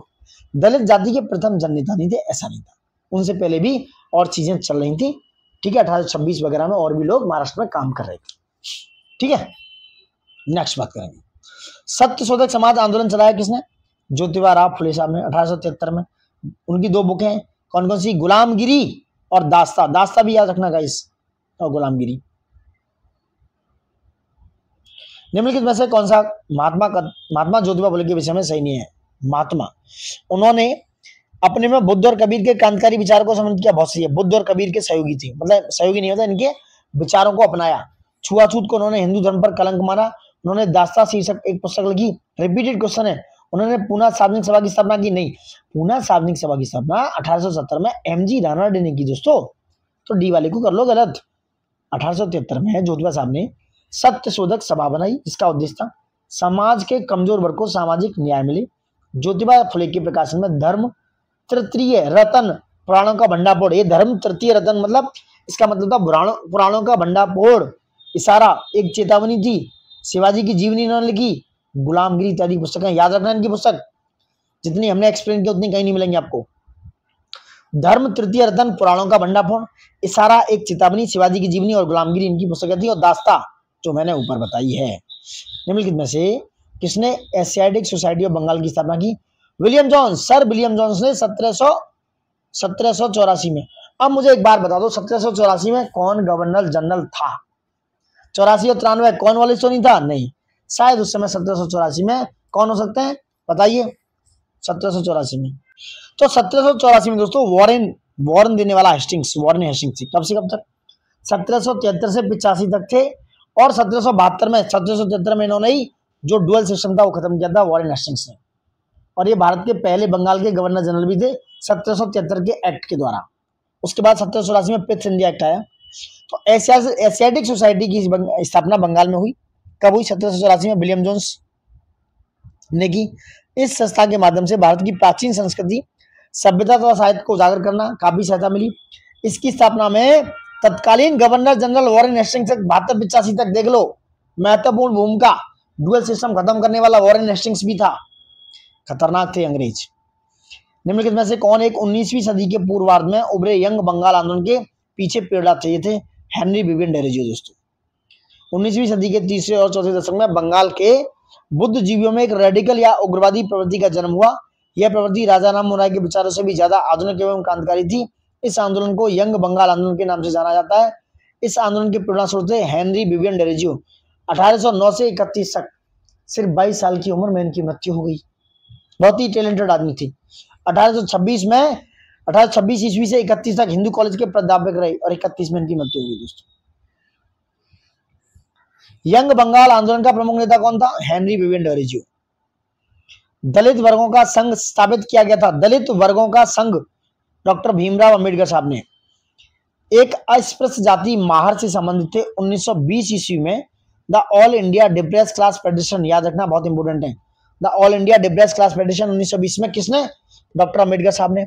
1924 में अंबेडकर साहब ने बहिष्कार हितकर्णी सभा, इंपोर्टेंट है, बहिष्कार हितकर्णी सभा। 1927 में इन्होंने मराठी में बहिष्कृत भारत और 1924 में बहिष्कृत हितकर्णी सभा। उसके 3 साल बाद मराठी में बहिष्कृत भारत नामक पत्रिका का प्रकाशन किया। इन्होंने सिद्धार्थ कॉलेज की स्थापना की। सिद्धार्थ कॉलेज की किसने? सिद्धार्थ मतलब बुद्धा से रिलेटेड है। और 1920 में उन्होंने मूक नायक पत्रिका का शुरू किया। तो सबसे पहले 1920 में the all India depress class federation, 1920 में फिर मूक नायक, 24 में उन्होंने फिर क्या किया? बहिष्कृत हितकर्णी सभा, फिर उसके बाद 27 में मराठी में बहिष्कृत भारत और मूक नायक 20 में। और भारत के प्रथम मंत्रिमंडल में विधि मंत्री, लॉ मिनिस्टर थे। और भाई जो हमारा कॉन्स्टिट्यूशन है इन्हीं की देन है। सो सत नमन अम्बेडकर साहब को। डॉक्टर भीमराव अम्बेडकर के संबंध में निम्नलिखित कथनों से कौन सा सही है? उन्होंने सिद्धार्थ कॉलेज की स्थापना की। 1920 में उन्होंने अपनी पत्रिका मूक नायक शुरू की। 1922 में उन्होंने डिप्रेस क्लास इंस्टीट्यूट की स्थापना की। मैंने ऊपर बताया 24 यही इंडिया मत खा गया। भारत के प्रथम सुरक्षा मंत्री तो बिल्कुल नहीं थे, विधि मंत्री थे। सुरक्षा मंत्री कौन थे? जगजीवन मोहन राम। समझ रहे हैं? आंसर हो गया 1 2 3 3। तीसरा क्या भाई? डिप्रेस क्लास इंस्टीट्यूट नहीं भाई, 1920 में की, 22 में की है, सॉरी, ये सही है। उन्होंने 1922 में डिप्रेस क्लास इंस्टीट्यूट की स्थापना की, ये सही है। चौथे वाला गलत है। 1 2 3 और आंसर। अब आ जाओ नेक्स्ट। गलतियां इंसान से होती हैं, मानव से। 1924 में बंबई में बहिष्कृत हितकर्णी सभा किसने बनाई? बहिष्कृत हितकर्णी सभा। और बहिष्कृत कौन सा? बहिष्कृत पत्रिका इनकी, बहिष्कृत भारत, ये पत्रिका है। 1927 में मराठी में थी बहिष्कृत भारत। उन्होंने भारत को बहिष्कृत करने की ठान ली, सही है, डॉक्टर बी आर अम्बेडकर। तो 1924 में बहिष्कृत हितकर्णी सभा। ठीक है, नेक्स्ट बात करते हैं। सामाजिक धार्मिक संगठन जिसका नाम था तत्वबोधिनी सभा किसने प्रारंभ किया? देवेंद्रनाथ टैगोर ने। कब किया? 1843 में। तत्वबोधिनी सभा की स्थापना की 1839 में, और उन्होंने 43 में 4 साल बाद तत्वबोधिनी नामक पत्रिका निकाली। किसने? राजा राम मोहन राय के विचारों से प्रचार के लिए देवेंद्रनाथ टैगोर ने सामाजिक धार्मिक संगठन तत्वबोधिनी सभा की स्थापना की 1839 में, और इन्होंने पत्रिका निकाली 1843 में, याद रखना। और रूढ़िवादी कौन थे? राधाकांत देव, जो राजा राम मोहन राय के अगेंस्ट थे और सती प्रथा के साथ में थे कि भैया सती प्रथा होनी चाहिए। क्या बात है, इनको ही भैया एक बार देख लेते सती प्रथा में, इनको भी सती करके देखते। 1906 में गठित डिप्रेस क्लास मिशन सोसाइटी के प्रथम प्रेसिडेंट कौन थे? 1906 में गठित डिप्रेस क्लास मिशन सोसाइटी के प्रथम प्रेसिडेंट थे Chandavarkar. Depress class mission society की स्थापना 1906 ईस्वी में बी.आर. शिंदे, भीमराव शिंदे ने महाराष्ट्र में की। सबसे पहले यही संस्था दिखती है। इसका उद्देश्य, मुख्य उद्देश्य दलित जातियों में अपने अधिकार के प्रति जागरूकता पैदा करना था। इस सोसाइटी के प्रथम अध्यक्ष थे चंदावरकर। सामाजिक तथा आर्थिक संगठन तत्वबोधिनी सभा 1839। भाई मैं डेट बार बार बोलूंगा, आपको अच्छा लगेगा बुरा, क्योंकि आपको याद करवाना है मुझे। कौन सा? 1839 में तत्वबोधिनी सभा, और 43 में पत्रिका किसने किया? देवेंद्रनाथ टैगोर। महाराष्ट्र में प्रार्थना समाज का मुख्य शासक कौन था? एम.जी. रानडे। प्रार्थना समाज कब? 1863 है क्या? गलत तो बता देना। एम.जी. रानडे। 67 है, गलती है। 67 है भैया, यही मिस करना है। 1867 1867 में केशव चंद्र सेन की प्रेरणा से बंबई में प्रार्थना समाज की स्थापना की। इस समाज के प्रमुख नेता थे न्यायमूर्ति महादेव गोविंद रानडे, आत्माराम पांडुरंग, एन.जी. चंदावरकर जी। इनके प्रमुख 4 उद्देश्य थे। कौन 4 उद्देश्य थे? जाति पाति का विरोध, पुरुषों और स्त्रियों के विवाह की आयु बढ़ाना, विधवा पुनर्विवाह, स्त्री शिक्षा। याद रखना, दोबारा पढ़ लो। प्रार्थना समाज 1867 केशव चंद्र सेन की प्रेरणा ली। किसने? महादेव गोविंद रानडे, एम.जी. रानडे ने। समझ रहे आप? किसके गुरु थे ये? किसके गुरु थे? गांधी जी के गुरु थे ये। गोपाल हरि देशमुख के गुरु थे कौन? महादेव गोविंद रानडे। ठीक है। आत्माराम पांडुरंग और एन.जी. चंदावरकर कौन थे? महादेव गोविंद रानडे, आत्माराम पांडुरंग और एन.जी. चंदावरकर जी ने 4 उद्देश्य रखे। जाति पाति का विरोध, भैया जाति पाति विरोध, यानी कि जाति पाति नहीं होनी चाहिए भैया। आजकल तो बहुत ज्यादा जाति पाति। पुरुषों तथा स्त्रियों के विवाह की आयु बढ़ा दो, विधवा पुनर्विवाह बढ़ा दो, मतलब विधवा पुनर्विवाह करा दो, स्त्री शिक्षा को बढ़ावा दो। ये बहुत अच्छे काम कर रहे थे। इसी समाज द्वारा दलित जाति मंडल, समाज सेवा संघ तथा दक्कन शिक्षा सभी स्थापित किए गए थे। दक्कन सोसाइटी कब स्थापित की गई थी बताइए? 1880 में या 84 में? बताइए कमेंट बॉक्स में। नेक्स्ट बात करेंगे, निम्नलिखित में से कौन सा सही युग्म नहीं है? दयानंद सरस्वती दोस्तों आर्य समाज से रिलेटेड है 1875 में। आत्माराम पांडुरंग प्रार्थना समाज से रिलेटेड है 1867। राजा राम मोहन राय आदि ब्रह्मा समाज से बिल्कुल नहीं है, ये है ब्रह्म समाज से 1828। आदि ब्रह्मा समाज से कौन है? ये है दोस्तों आदि ब्रह्मा समाज से देवेंद्रनाथ टैगोर। ये आदि ये आदि नाम के लोग बहुत टैलेंटेड होते हैं। विवेकानंद की बात करो, रामकृष्ण मिशन कब? 1897 में। इन्होंने अपने गुरु के सिद्धांतों को फैलाया विवेकानंद साहब ने। निम्नलिखित में से सही कालक्रम बताइए। अब बता दो भैया, सबसे पहले कौन? सबसे पहले राजा राम मोहन राय, तो 1-3 को एलिमेंट कर लो। उसके बाद केशव चंद्र सेन या देवेंद्रनाथ टैगोर? नहीं। तत्वबोधिनी सभा 1839। देखो वैसे नहीं मैच कर पाओगे, तत्वबोधिनी सभा 1839 से ही मैच कर पाओगे। तो नंबर 2 पे आ गए देवेंद्रनाथ टैगोर। केशव चंद्र सेन 1867 में 65 में, कौन सी? ब्रह्म समाज। कौन सा ब्रह्म समाज? ब्रह्म समाज की स्थापना की थी इन्होंने, तो ये 1865। और विवेकानंद रामकृष्ण मिशन 1897। 3, 2, 1, 4। विवेकानंद साहब बाद में, ये राजा मोहन राय, इनका काल देख लो, यहाँ दिया है। मैंने दूसरे तरीके से लगाया क्योंकि मैं दूसरा तरीका अपनाना चाहता हूँ, क्योंकि जो मैंने पढ़ा है मैं अपनाऊंगा। आप जो चाहो अपना लो, आपकी मर्जी। राजा राम मोहन राय की संस्था ब्रह्म समाज बाल विवाह विरोधी थी। इसके बावजूद उनके एक अनुयायी ने स्वयं अपनी ही पुत्री का विवाह अल्पायु में करके संस्था के विघटन का मार्ग प्रशस्त कर दिया। वे अनुयायी कौन थे? केशव चंद्र सेन। उन्होंने अपनी बेटी का विवाह राजा से कर दिया। एक राजा थे दोस्तों, उन्होंने अपनी 13 साल की बेटी का विवाह कर दिया था केशव चंद्र सेन ने। ये समाज सुधारक थे, लेकिन उन्होंने अपना घर सही कर लिया। एक राजा से क्या कर दी? अपनी बेटी का विवाह करा दिया। देवेंद्रनाथ टैगोर ने एक न्यासी के रूप में वर्ष 1865 में केशव चंद्र सेन की आचार्य की पदवी से निकाल दिया। देवेंद्रनाथ टैगोर ने। केशव चंद्र सेन ने एक नवीन ब्रह्म समाज की स्थापना की, जिसे कहा गया भारतीय ब्रह्मा समाज। और ये ब्रह्मा समाज जो बना, ये 1865 में बना। किसका था ये? ये था आपका केशव चंद्र सेन का। इसमें सुधारों के अतिरिक्त स्त्रियों की मुक्ति, विद्या प्रसार, सस्ते साहित्य को बांटना, मद निषेध, यानी कि जो मद पीते ना भैया मद मत करा करो, आप भी इस पर विशेष बल दिया गया, मद मत करो, मद निषेध जरूरी नहीं है। 1878 में एक और फूट पड़ी केशव चंद्र सेन और ब्रह्म समाजियों के बीच में। जो केशव चंद्र सेन तथा आदि ब्रह्म समाजियों के लिए न्यूनतम आयु का प्रचार करते थे, आचार्य केशव चंद्र सेन ने ब्रह्म विवाह अधिनियम 1872 का उल्लंघन किया। तो ये भी क्वेश्चन आ सकता है कि ब्रह्म विवाह अधिनियम कब आया? 1872। ये ब्रह्म विवाह अधिनियम इसलिए लाया कि भैया जल्दी अपनी बेटियों की शादी मत करो। तो इन्होंने क्या किया? उल्लंघन किया। अपनी अल्पायु पुत्री का विवाह 13 वर्ष की पुत्री थी कूच बिहार के अल्पवयस्क राजा से पूर्ण वैदिक कर्मकांड से कर दिया। देखो मैंने गलत नहीं बताया। केशव चंद्र के अधिकतर अनुयायियों ने दुखी होकर एक नया ब्रह्मा समाज बनाया, इसको कहा गया साधारण ब्रह्मा समाज। तो ये उनके ही अनुयायी थे केशव चंद्र सेन की। और बिहार का राजा था कूच बिहार का, अल्पायु था, पूर्ण वैदिक विधि से, ठीक है, जिसके संस्थापक थे शिवनाथ शास्त्री व आनंद मोहन बोस। तो शिवनाथ शास्त्री को याद रखना, शिवनाथ भोलेनाथ शास्त्री और आनंद मोहन बोस, जिन्होंने बनाया साधारण ब्रह्म समाज 1865 में, ठीक है, नहीं 1878 में। तो ये 1878 में बना आनंद मोहन बोस और शिवनाथ शास्त्री जी के साथ। समझ दोस्तों। अब चर्चा करेंगे नेक्स्ट की। नेक्स्ट क्या है? अब आते हैं नेक्स्ट पे, ठीक है। तो ये शिवनाथ शास्त्री और आनंद मोहन बोस ने 1878 में क्या किया?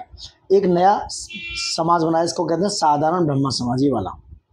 नेक्स्ट बात करेंगे। बाल विवाह प्रथा को नियंत्रित करने हेतु वर्ष 1872 के सिविल मैरिज एक्ट ने लड़कियों के विवाह की न्यूनतम उम्र निर्धारित की थी, ये थी 14 वर्ष। ये था सिविल मैरिज एक्ट जो 1872 में आया, उसमें 14 वर्ष थी और लड़कों की 18 वर्ष निर्धारित की गई, ठीक है। केशव चंद्र सेन ने बाल विवाह को रोकने का अथक प्रयास किया था। नेक्स्ट बात करेंगे। निम्नलिखित में से किसने 1872 में नेटिव मैरिज एक्ट को पारित कराने में महत्वपूर्ण भूमिका निभाई थी? ये थे केशव चंद्र सेन।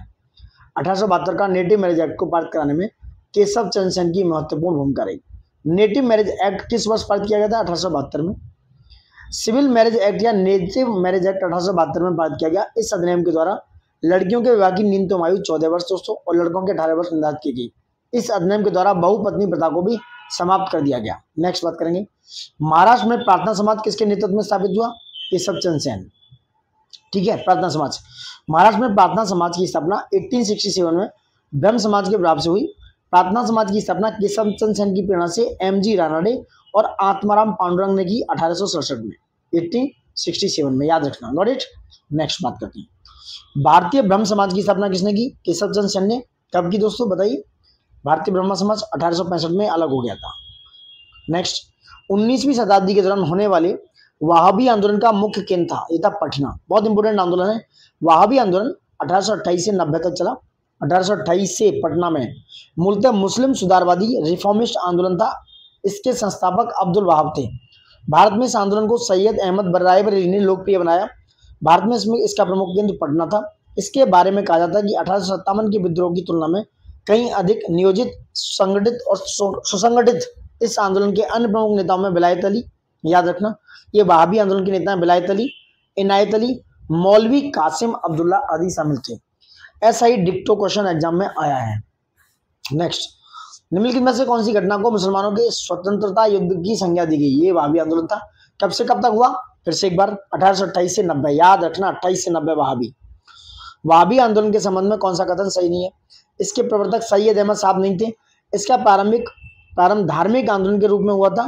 बंगाल में इसके नेता टीटू और दादू मियाँ थे, ठीक है, और बिहार में इसका नेतृत्व अब्दुल वहाब ने किया था दोस्तों। कौन सा सही नहीं है? D is your answer. Bharat में इसके प्रवर्तक सैयद अहमद थे, सही है, बी वाला सही है, सी सही है और डी सही है। कौन सा सही नहीं है? वहाबी आंदोलन की बात हो रही है। तो भारत में इसके प्रवर्तक थे सैयद अहमद थे। प्रारंभ में धार्मिक आंदोलन के रूप में हुआ। इसके नेता टीटू और दादू मी थी दोस्तों। वहाबी आंदोलन का मुख्य लक्ष्य क्या था? मुख्य लक्ष्य था इस्लाम को शुद्ध करना। वहाबी का 1828 से 90 तक चला। सादा अधिनियम जो 1891 में आया, इसके अंतर्गत लड़कों व लड़कियों की विवाह की न्यूनतम आयु क्रमशः कितनी निर्धारित की गई? 14 और 18। वर्ष 1930 में अच्छा सादा की बात हो रही है, वो एज ऑफ कंसेंट एक्ट था जो 1891 में आया, 14 और 18 थी। पारित सादा अधिनियम के द्वारा विवाह के लिए लड़कों की न्यूनतम आयु थी 14 और लड़कों के 18 वर्ष।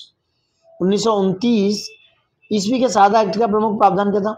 इसने विधवा विवाह की स्वीकृति प्रदान की? नहीं। कारखाना में नहीं। इसने लड़कों और लड़कियों की न्यूनतम आयु को निर्धारित किया था 14 और लड़कियों की 18 लड़कों की दोस्तों। 19वीं शताब्दी के अंतिम 2 दशकों में बैरामजी मलाबारी ने किस लिए संघर्ष किया था? कम आयु की हिंदी लड़कियों को संरक्षण मिले, ये संघर्ष था। बम्बई के बैरामजी मलाबारी के प्रयत्नों से 1891 ईस्वी में सम्मति आयु अधिनियम, जिसकी मैं बात कर रहा था, सम्मति आयु अधिनियम पारित हुआ, जिसका उद्देश्य लड़कियों की विवाह की न्यूनतम आयु को निर्धारित करना था। इस अधिनियम द्वारा यह 12 वर्ष इसकी आयु हो गई दोस्तों। निम्नलिखित में से किसने 1893 ईस्वी में शिकागो में विश्व धर्म संसद में भारत का प्रतिनिधित्व किया था? ये थे स्वामी विवेकानंद। स्वामी विवेकानंद ने सन 1893 में शिकागो में विश्व धर्म संसद में भारत का प्रतिनिधित्व किया था। पंजाब में अहमदी आंदोलन किसने प्रारंभ किया? ये मिर्जा गुलाम अहमद ने। पंजाब में अहमदी आंदोलन मिर्जा गुलाम अहमद ने स्टार्ट किया था, याद रखना, ठीक है। 19वीं शताब्दी में मुस्लिम समाज और धर्म में सुधार लाने के लिए एक आंदोलन चलाया गया जिसे कहा गया अहमदिया आंदोलन दोस्तों, ठीक है। और इसके कौन थे? मिर्जा गुलाम अहमद इसके संस्थापक थे। इसके नेता ने खुद को हजरत मोहम्मद की बराबरी में इस्लाम का मसीहा माना। नेक्स्ट, भारतीय मुसलमानों में अलीगढ़ आंदोलन का मुख्य उद्देश्य क्या था? भारतीय मुसलमानों में सामाजिक धार्मिक सुधार दोस्तों। अलीगढ़ आंदोलन का मुख्य उद्देश्य भारतीय मुसलमानों का सामाजिक एवं शैक्षणिक सुधार था। इस आंदोलन के प्रवर्तक थे सर सैयद अहमद खां। नेक्स्ट बात करेंगे, 1843 के इंडिया एक्ट पंचम ने किस बात को अवैध किया था? गुलामी को दोस्तों। 1843 के इंडिया एक्ट पंचम ने गुलामी को अवैध किया था। किस गवर्नर जनरल ने दास प्रथा को समाप्त किया? वह कौन था? Lord Ellenborough. दास प्रथा का उन्मूलन लॉर्ड एलनबरो के शासनकाल में हुआ। वर्ष 1843 में समस्त भारत के मालिकों को कोई प्रतिकर दिए बगैर सभी दास स्वतंत्र कर दिए गए। सर्वेंट्स ऑफ इंडिया सोसाइटी का संस्थापक कौन था? ये थे जी के गोखले। 1905 में पूना में गोपाल कृष्ण गोखले ने भारत सेवा मंडल दोस्तों, इसे कहते हैं सर्वेंट्स ऑफ इंडिया सोसाइटी की स्थापना की, जिसका उद्देश्य भारत के सेवा के लिए प्रचारक तैयार करना और संवैधानिक ढंग से भारतीय जनता के सच्चे हितों को प्रोत्साहित करना था। कौन बंगाल में मुस्लिम पुनर्जागरण के जनक के रूप में जाना जाता है? यह अब्दुल लतीफ। बंगाल के मुस्लिम पुनर्जागरण के जनक के रूप में अब्दुल लतीफ में, ये बंगाल की बात हो रही है। नेक्स्ट आ जाओ, बंगाल में दोस्तों मुस्लिम पुनर्जागरण के जनक अब्दुल लतीफ 1863 ईस्वी में इन्होंने मोहम्मडन लिटरेरी एवं साइंटिफिक सोसाइटी की स्थापना कलकत्ता में की। इसी के साथ सर अमीर अली द्वारा 1878 ईस्वी में नेशनल मोहम्मडन एसोसिएशन की भी स्थापना कलकत्ता में की गई। इस संगठनों का उद्देश्य मुसलमानों में पश्चिम शिक्षा के प्रति जागरूकता और ब्रिटिश राज के प्रति स्वामी भक्ति जागृत करना था। निम्नलिखित में से किसे पश्चिमी भारत के पुनर्जागरण के जनक कहा जाता है? यह एमजी रानडे। पश्चिम भारत के पुनर्जागरण के जनक एमजी रानडे कहा जाता है। 1869 ईस्वी में इन्होंने प्रार्थना समाज की सदस्यता ली। इसके साथ ही 1884 ईस्वी में पुणे में दोस्तों एमजी रानडे भारत के पुनर्जागरण के जनक कहा जाता है। वैसे राजाराम जी को भी कहा जाता है। तो पश्चिम भारत के हैं कौन? राजाराम, एमजी रानडे। तो पुनर्जागरण का जनक एमजी रानडे को कहा जाता है। 1869 में इन्होंने प्रार्थना समाज की स्थापना की और 1884 में पुणे में दक्कन एजुकेशन सोसाइटी की स्थापना की और 1891 में महादेव गोविंद रानडे द्वारा महाराष्ट्र में विडो रीमैरिज एसोसिएशन की स्थापना की गई। बाल विवाह, पर्दा प्रथा, बहुविवाह एवं जाति प्रथा का विरोध करने के साथ ही स्त्री शिक्षा एवं विधवा पुनर्विवाह का प्रोत्साहन किया गया। महाराष्ट्र में किसने विडो रीमैरिज एसोसिएशन का चलाया दोस्तों? ये महादेव गोविंद रानडे। और कब? 1891 याद रखना, 1891 ऊपर है, मिस मत करना कुछ भी। पश्चिम भारत के डीके कर्वे के निम्नलिखित में से किस संदर्भ में आता है? देखो, स्त्री शिक्षा में भी आता है और विधवा पुनर्विवाह में। जो डीके कर्वे हैं प्रोफेसर दादो केशव कर्वे ने 1906 में बम्बई में प्रथम महिला विश्वविद्यालय और वर्ष 1916 में पुणे में भारतीय महिला विश्वविद्यालय की स्थापना की इन्होंने। 1906 में मुंबई और 1916 में पुणे में, ठीक है। डीके कर्वे का संबंध विधवा पुनर्विवाह से भी है। वर्ष 1899 में कर्वे ने पूना में विधवा आश्रम की स्थापना की। आयोग ने इसका उत्तर माना है कौन सा? संशोधित में सी और डी। जिसने ईसाई धर्म में धर्मांतरित हिंदुओं को उनकी पैतृक संपत्ति का उत्तराधिकार के रूप में प्राप्त करने की स्वीकृति प्रदान की, उस अधिनियम को कहते हैं एक्ट था कौन सा? 21 ऑफ 1850, 1850 का। कौन सा? 1850। ईसाई जो है उन्होंने धर्मांतरित हिंदुओं को उनके पैतृक संपत्ति को उत्तराधिकार के रूप में प्राप्त करने की स्वीकृति प्रदान की। ये था एक्ट 21 1850 का। नेक्स्ट बात करते हैं, जातीय नियोक्ता उन्मूलन एक्ट था दोस्तों 21 ऑफ 1850 का। उसके द्वारा जाति बहिष्कृत यानी ईसाई धर्म में जो ट्रांसफर हो चुके हैं धर्म, उन्होंने धर्मांतरण किया हुआ है, उन हिंदुओं को उनकी पैतृक संपत्ति उत्तराधिकार प्रदान किए गए। राधा स्वामी सत्संग के संस्थापक कौन थे? ये थे शिव नारायण अग्निहोत्री, शिव दयाल सिंह, जो हजूर स्वामी जी महाराज के नाम से प्रसिद्ध थे। आगरा में सन 1861 ईस्वी में दयाल बाग में सहतूत का पेड़ लगाकर, ठीक है, ये शिव दयाल साहब दोस्तों, ठीक है, शिव दयाल साहब, सॉरी, शिवदयाल साहब, ये आंसर है। शिवदयाल सिंह साहब ने, जो हजूर स्वामी जी महाराज के नाम से प्रसिद्ध है, आगरा में सन 1861 में दयाल बाग में शहतूत के पेड़ लगाकर राधा स्वामी सत्संग की स्थापना की। इनका जन्म 24 अगस्त 1818 को पन्नी गली आगरा में हुआ था। वर्तमान में दयाल बाग में राधा स्वामी सत्संग का भव्य मंदिर है।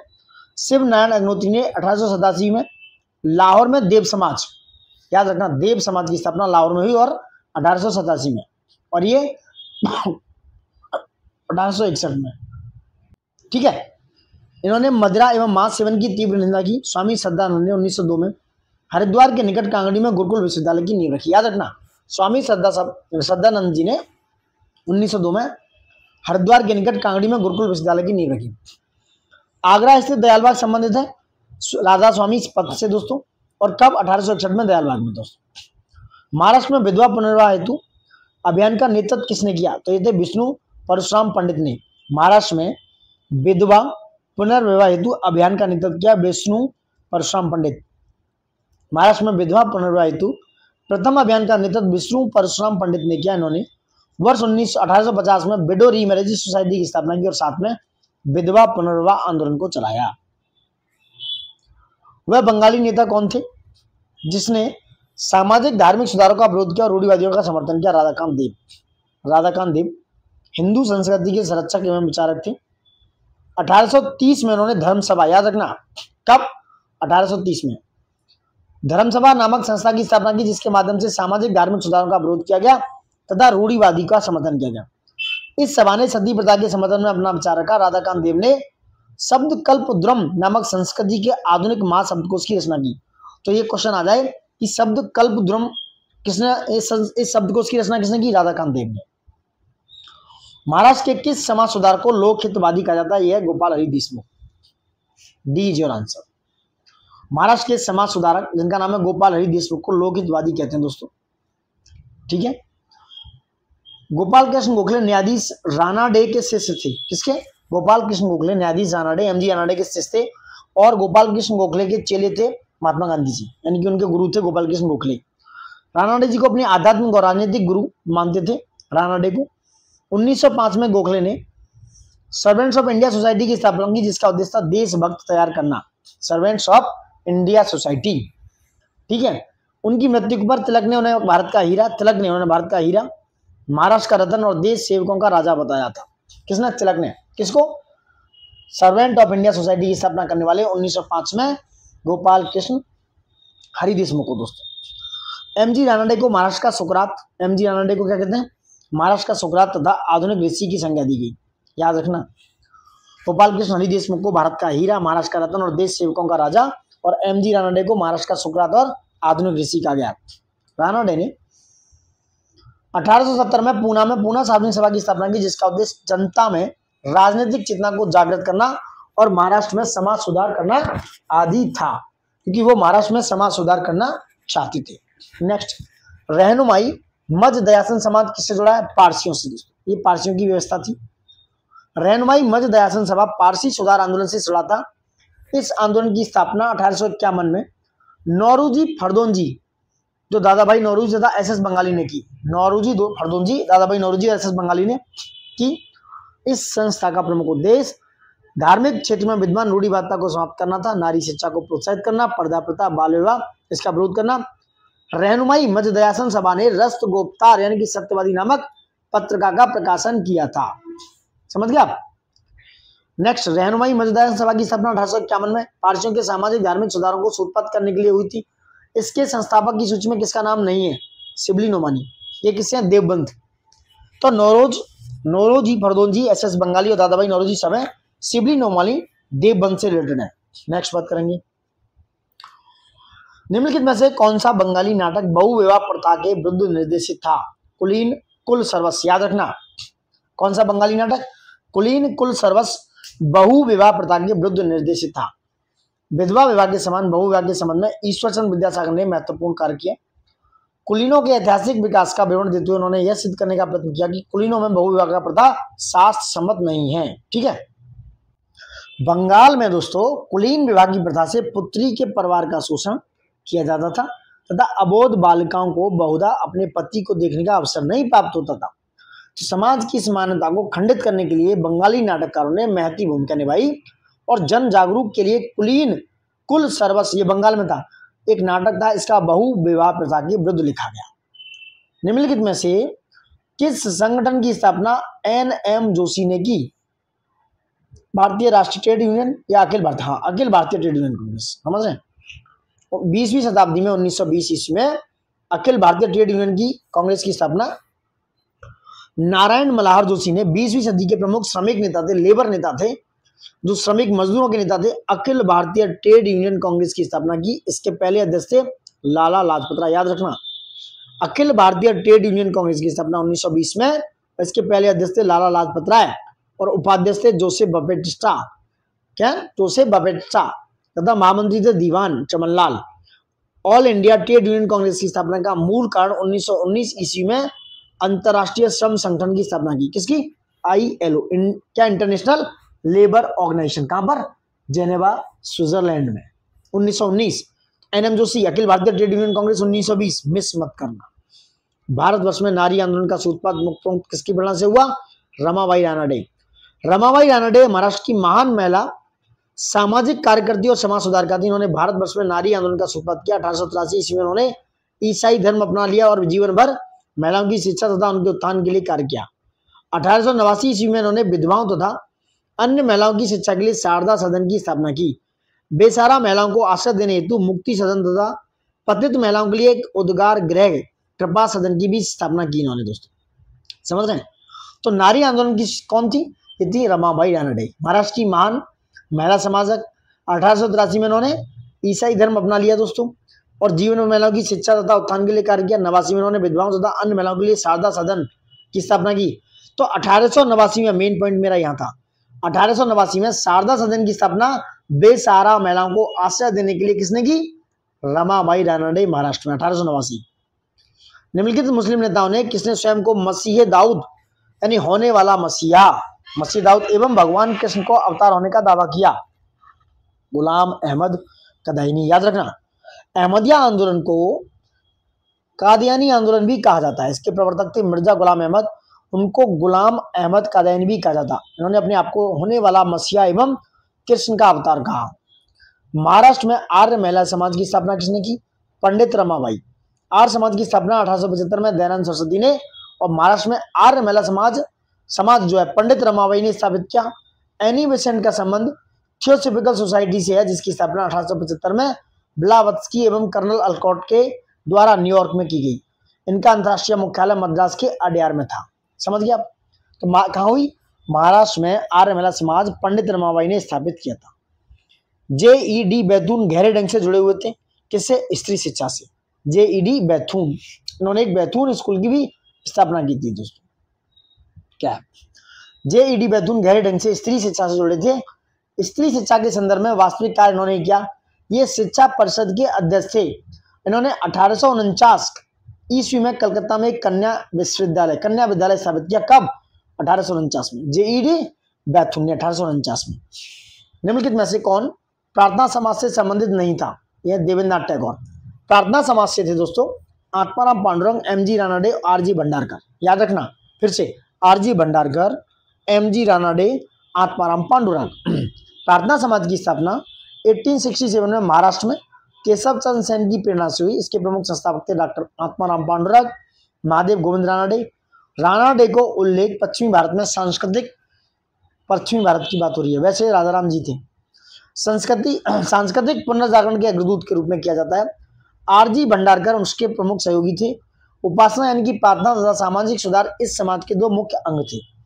रानडे ने शुद्धि आंदोलन की प्रारंभ किया, जिसमें वैश्याओं द्वारा नृत्य तथा मद्यपान विरोधी तथा विवाह में होने वाली फिजूल खर्ची के विरुद्ध आंदोलन चलाए गए। देवेंद्रनाथ टैगोर ने तत्वबोधिनी सभा की स्थापना की तथा वे ब्रह्म समाज के महत्वपूर्ण नेता थे। सती प्रथा की समाप्ति को विरोध करने वाला भारतीय नेता कौन था? राधाकांत देव। इन्होंने सती प्रथा का समर्थन किया। 1830 में धर्म सभा की स्थापना की इन्होंने।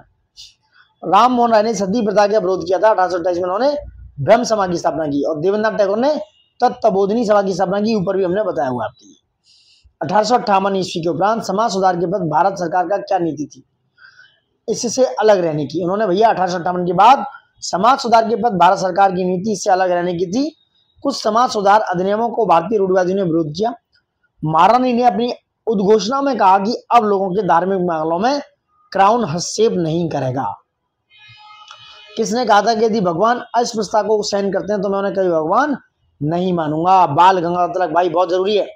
उन्होंने कहा था कि भगवान अस्पृश्यता अनटचेबिलिटी को सहन करते हैं तो मैंने कभी भगवान नहीं मानूंगा, ये कहा था बाल गंगाधर तिलक साहब ने। बहुत ही महत्वपूर्ण कथन था। नेक्स्ट बात करेंगे क्या है। लोकमान्य बाल गंगाधर तिलक ने 1856 से 1920 ईस्वी में 1 अगस्त 1920 को उनकी मृत्यु हो गई। भारतीय राष्ट्रवाद को भागीरथी ऋषि कहा गया। भारतीय राष्ट्रवाद का भागीरथ ऋषि कहा गया। भागीरथ ऋषि किसको? लोकमान्य बाल गंगाधर तिलक। लोकमान्य बाल तिलक ने भारत में समाज सुधार कार्यक्रम लागू करने के लिए ब्रिटिश सरकार का मुंह ताकना उचित नहीं समझा। उन्होंने स्वयं समाज सुधार आंदोलन के नेतृत्व का बीड़ा उठाया। उन्होंने कहा था यदि भगवान अस्पृश्यता को सहन करते हैं तो मैं कभी भगवान नहीं मानूंगा। अब सूची 1 को सूची 2 से मिलाना है। राजा राम मोहन राय दोस्तों, ये किससे थे? सती प्रथा से। बी.एम. मालाबारी बाल विवाह से। ईश्वर चंद्र विद्यासागर ये किससे थे? विधवा पुनर्विवाह। और शिवनाथ शास्त्री, ये बताया हमने, ये थे महिलाओं की उच्च शिक्षा थे। शिवनाथ शास्त्री महिलाओं की उच्च शिक्षा। तो आंसर हो गया 3, 1, 2, 5 योर राइट आंसर। राजा राम मोहन राय हो गए कौन? सती से। ठीक है। बी.एम. मालाबारी किससे हो गए? बाल विवाह। ईश्वरचंद विधवा पुनर्विवाह से। और शिवनाथ शास्त्री महिलाओं की उच्च शिक्षा। समझ रहे हैं? ये आप पढ़ लेना, मैंने एक्सप्लेन किया हुआ है ऊपर। निम्नलिखित में से किसने भारत में हो रही मिशनरी गतिविधियों को आत्मघाती एवं शांति के लिए खतरा माना था? ये था लॉर्ड वेलेजली। ये बहुत हरामी टाइप का आदमी रहा होगा। लॉर्ड वेलेजली ने ईसाई मिशनरी गतिविधियों को विध्वंसकारी और शांति के लिए खतरा बताते हुए उन्होंने कलकत्ता में प्रवेश करने की अनुमति पर रोक लगा दी। लॉर्ड वेलेजली ने। सन्यासी विद्रोह भड़कने का स्थल था बंगाल। बहुत सारी एक्टिविटियां बंगाल से हुई। सन्यासी विद्रोह का प्रमुख केंद्र था बंगाल। सन्यासी लोग तीर्थ यात्रा पर लगे करों में असंतुष्ट थे। जो तीर्थ यानी कि टैक्स लगे हुए थे उन पर। वे लोग शंकराचार्य के अनुयायी थे। शंकराचार्य के अनुयायी 10 संप्रदायों में बटे थे। विद्रोही सन्यासी गिरि संप्रदाय से थे। गिरि संप्रदाय। विद्रोह का नेतृत्व अर्ध सामंती लोगों द्वारा किया गया, परंतु इसमें बेदखल किए गए किसान, विघटित सिपाही, सत्ताच्युत जमींदार एवं धार्मिक नेता शामिल थे। 1763 ईस्वी में प्रारंभ हुआ यह आंदोलन। तो 1763 में आंदोलन शुरू हुआ था। रुक कर 1800 ईस्वी तक चलता रहा। बंकिम चंद्र चटर्जी द्वारा लिखित आनंद मठ का कथानक में इस विद्रोह पर भारी चर्चा की गई है। ठीक है। सन्यासी विद्रोह 1763 से 1800 तक। कौन सम्मिलित नहीं है? आत्माराम पांडुरंग प्रार्थना समाज 1867। ठीक है। दयानंद सरस्वती आर्य समाज 1875। राजा राम मोहन राय आदि ब्रह्मा समाज से नहीं है, क्योंकि आदि ब्रह्मा समाज की स्थापना किसने की थी? 1865 में देवेंद्रनाथ टैगोर ने। विवेकानंद रामकृष्ण परमहंस 1897। सब मैंने ऊपर बताया, एक भी चीज नहीं छूटेगी, यहाँ देख लेना। ये देखो, ये मिस नहीं करना। निम्नलिखित में से कौन सम्मिलित नहीं है? राजा राम मोहन राय सम्मिलित है। स्वामी दयानंद 1875। स्वामी विवेकानंद 1893। महादेव गोविंद रानडे थियोसॉफिकल सोसाइटी से नहीं है। थियोसॉफिकल सोसाइटी की स्थापना मैडम H.P. ब्लावत्स्की द्वारा और कर्नल हेनरी स्टील ऑलकॉट ने अमेरिका में की थी। कहां पर? America, San Francisco. भारत में इसका मुख्यालय मद्रास के पास डेयर में था। 1907 में एनी बेसेंट इसकी प्रधान बन गई। और 1884 में महादेव गोविंद रानडे ने शिक्षा के प्रसार के लिए दक्कन एजुकेशन सोसाइटी, कब? 1884 में। याद रखना 1884 दक्कन एजुकेशन सोसाइटी। कौन सा सम्मिलित नहीं है? प्रार्थना समाज आत्माराम पांडुरंग। आदमी सभा देवेंद्रनाथ टैगोर, यही नहीं है दोस्तों। आदमी सभा थे 1814 या 15 में राजा राम मोहन राय। भारतीय ब्रह्मा समाज केशवचंद्र सेन, राधा स्वामी सत्संग, तुलसीराम। तो आदमी सभा के कौन थे? आदमी सभा के दोस्तों ये थे राजा राम मोहन राय ने 1815 में। ठीक है। नेक्स्ट बात करते हैं क्या है। सूची और इससे मिलाना है व्यक्ति को दोस्तों। बाबा राम सिंह थे नामधारी आंदोलन से दोस्तों। मिर्जा गुलाम अहमदी आंदोलन। मुकुंद दास सत्य महिला धर्म। मुकुंद दास। नौरोजी फरदुंजी रहनुमाई मध्यान्ह सभा से दोस्तों। ठीक है। ऐसे मैंने ऊपर बता दिया। बाबा राम सिंह ने नामधारी आंदोलन चलाया। इसमें मद निषेध, गोमस निषेध, वृक्ष पूजा तथा महिलाओं की समानता पर बल देते हुए उन्होंने कहा था ठीक है, तो ये हो गया। बाबा राम सिंह ने नामधारी आंदोलन चलाया दोस्तों, इसमें निषेध यानी कि मद निषेध, मद नहीं करना, शराब नहीं पीना, गोमांस निषेध, वृक्ष पूजा और महिलाओं की समानता पर बल दिया। अहमदिया आंदोलन की शुरुआत मिर्जा गुलाम अहमद के द्वारा 1889 में, याद रखना 1889 में, एक एक चीज को याद रखो, मिर्जा गुलाम अहमद ने। इसकी शुरुआत गुरदासपुर पंजाब से हुई, कादियान नामक स्थान से, इसलिए इसे कादियान आंदोलन भी कहा जाता है। रहनुमाई मजदन सभा पारसी सुधार आंदोलन था, जिसमें इसकी स्थापना 1851 में हुई। 1851 नौरोजी फरदुंजी, दादा भाई नौरोजी और एस बंगाली ने की। मुकुंद दास सत्य महिमा धर्म आंदोलन से जुड़े थे। मुकुंद दास सत्य महिमा और धर्म। नेक्स्ट ब्रह्म समाज की बात करेंगे। ये कहाँ हुई? ये हुई दोस्तों ब्रह्म समाज, कहाँ पर? कोलकाता में। मानव धर्म सभा, ये कोलकाता है, ब्रह्म समाज कोलकाता में 1828 में, समझ रहे हो। मानव धर्म सभा मुंबई में। आर्य समाज, मानव धर्म सभा कहाँ पर? मुंबई में। आर्य समाज नहीं, मानव धर्म सभा दोस्तों सूरत में है, और आर्य समाज मुंबई में। नव नदवा उल उलमा लखनऊ में। आंसर 3 2 4 1, ये देख सकते हो पूरा। देव समाज की स्थापना निम्नलिखित में किसने की? शिव नारायण अग्निहोत्री ने। कहां पर की देव समाज की? बताइए। देव समाज की स्थापना 1887 में शिव नारायण अग्निहोत्री ने लाहौर में, याद रखना 1887 में। कहां पर की? लाहौर। रामकृष्ण परमहंस दक्षिणेश्वर के काली मंदिर के पुजारी थे। उनके चिंतन एवं भक्ति से प्रभावित होकर विवेकानंद ने रामकृष्ण मिशन की स्थापना 1897 में की। वल्लभ भाई पटेल और दादा भाई नौरोजी स्वतंत्रता संग्राम के नायक रहे। रामकृष्ण मिशन किसके द्वारा प्रारंभ किया था? स्वामी विवेकानंद के द्वारा 1897 में बेलूर में रामकृष्ण मिशन की स्थापना हुई। और इन्होंने 1893 में शिकागो में धर्म संसद में भाग लेकर इन्होंने पाश्चात्य जगत को भारतीय संस्कृति व दर्शन से अवगत कराया। समझ रहे आप? इन्होंने स्पष्ट रूप से कहा कि ऐसे धर्म में विश्वास नहीं करते जो किसी विधवा के आंसू नहीं पहुंच सकता अथवा किसी अनाथ को रोटी नहीं दे सकता। 1861 में आगरा में राधा स्वामी सत्संग की किसने स्थापना की? स्वामी शिवदयाल सिंह ने। 1861 में हुआ। 1861 में आगरा में शिवदयाल सिंह खत्री ने राधा स्वामी सत्संग की स्थापना धार्मिक सुधार हेतु किया था। इस मत के अनुयायी हिंदू और सिख दोनों हैं। शिवदयाल साहब का विश्वास था कि मानव अपनी उच्चतम क्षमताओं को सिर्फ ईश्वर के शब्द या नाम के द्वारा ही पूर्णता प्राप्त कर सकता है। तो ये पूरा इसका क्या था? हिसाब किताब था। उसके बाद अमृतसर के पास ब्यास नदी के तट पर इसका मुख्यालय बनाया गया 1861 में। किसका? राधा स्वामी सत्संग का। यंग बंगाल आंदोलन के प्रमुख नेता कौन थे? हेनरी बिबिन डेरेजियो दोस्तों। यंग बंगाल आंदोलन के नेता हेनरी बिबिन डेरेजियो थे। 1826 में कलकत्ता घड़ी विक्रेता के रूप में आए थे, घड़ी बेचते थे दोस्तों। बहुत जल्दी इनकी मृत्यु हो गई थी। आगे चलकर इतिहास के शिक्षक के रूप में कलकत्ता के हिंदू कॉलेज में अध्यापन कार्य किया। उन्होंने एकेडमिक एसोसिएशन और society for the exhibition Banerjee ने डेरेजियो को किसने? बंगाल आधुनिक सभ्यता का अग्रदूत, हमारी जाति के पिता का। डेरेजियो को आधुनिक भारत का प्रथम राष्ट्रकवि भी कहा जाता है। डेरेजियो को आधुनिक भारत का प्रथम राष्ट्रकवि भी कहा जाता है दोस्तों।